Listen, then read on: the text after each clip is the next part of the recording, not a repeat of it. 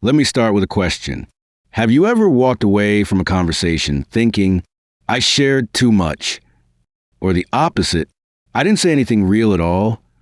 Maybe you've noticed something else. Some people feel everything deeply.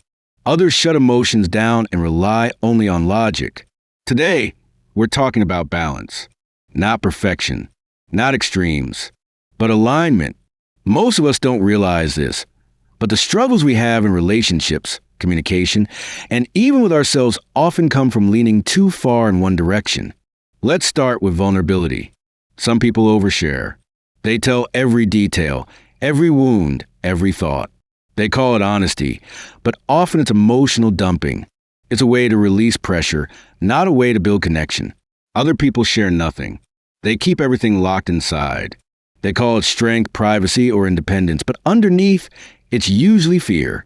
Fear of being misunderstood. Fear of being rejected. Fear of being seen. Healthy vulnerability lives in the middle. Oversharing seeks relief.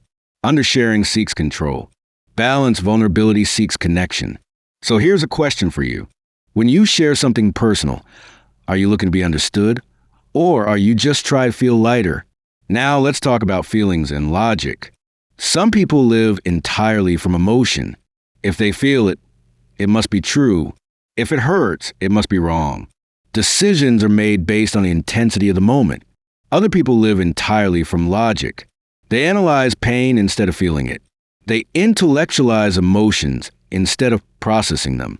They stay calm but disconnected. Feelings without logic create chaos. Logic without feelings creates coldness.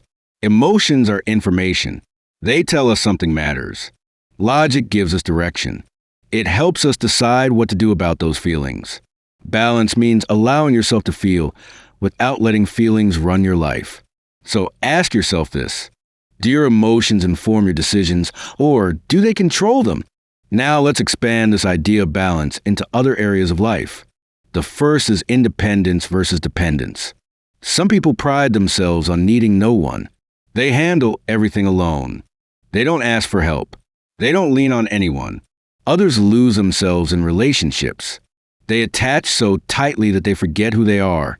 Their identity becomes dependent on someone else's presence or approval. Independence says, I can survive on my own. Dependence says, I can't survive without you.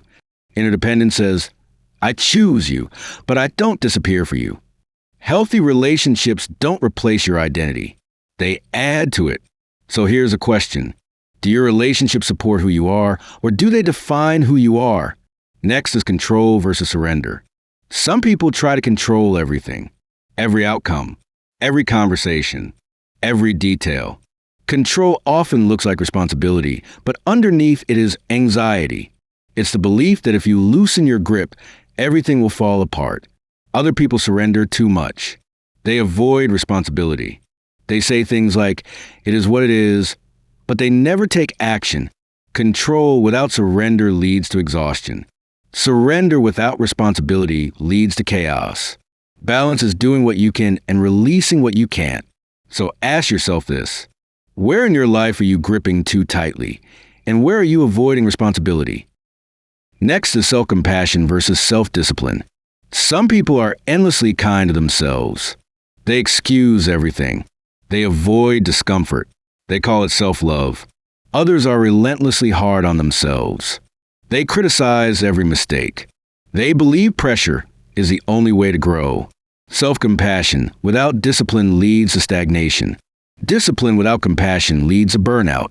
Growth requires both. Compassion keeps you from quitting.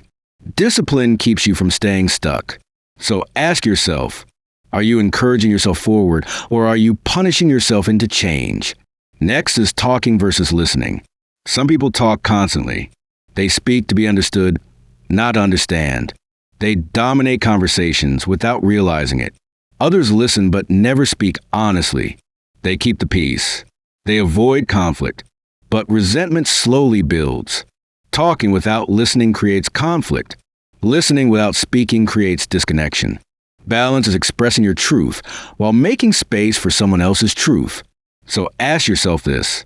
Do people feel heard when they talk to you? And do you feel safe being honest when you speak? Next is comfort versus growth. Comfort feels safe. It feels familiar. It doesn't ask much of you. Growth feels uncomfortable. It stretches you. It exposes your weaknesses. Too much comfort shrinks your world. Too much growth without rest burns you out. Balance is pushing yourself, then resting, then pushing again. So ask yourself, are you avoiding discomfort or are you avoiding burnout? Now here's something important. Most of our extremes didn't come from nowhere. They were survival strategies. Oversharing may have been how you were finally seen. Emotional shutdown may have been how you stayed safe. Control may have been how you survived chaos. Avoidance may have been how you avoided pain. Those strategies helped you once. But growth doesn't mean shaming your past. It means updating it. Balance isn't about becoming someone else. It's about becoming more whole. Alignment happens when your emotions, logic, boundaries, and values start working together instead of competing. So take a moment and reflect. Where in your life have you gone to an extreme just to feel safe? If this video helped you see where your life might be out of balance, hit like so more people can find it. Follow this channel for honest conversations about growth, healing, and alignment. And comment below, what area of balance should we talk about next?